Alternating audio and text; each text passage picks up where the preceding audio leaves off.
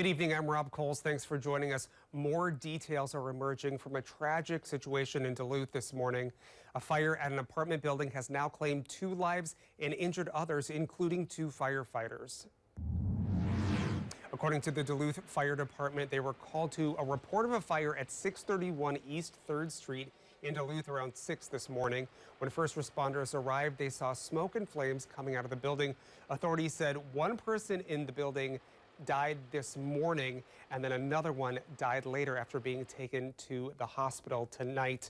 Now, 2 firefighters were injured attempting to rescue someone inside the building as well. They were taken to the hospital and have since been released.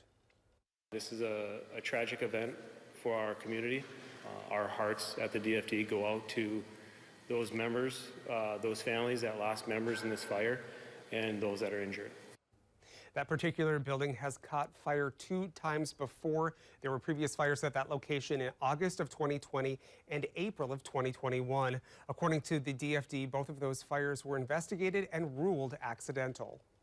The building at the time of the fire was currently legally licensed as an apartment building. It will be due for its triannual inspection in August of this year. So it was currently licensed, and there were no open code violations. Deputy Chief John Otis says this current fire is under investigation. The Red Cross is working to help some of the individuals who have been displaced. Firefighters say many of the apartments had cats in them. Some of those pets were saved, but others died in the fire.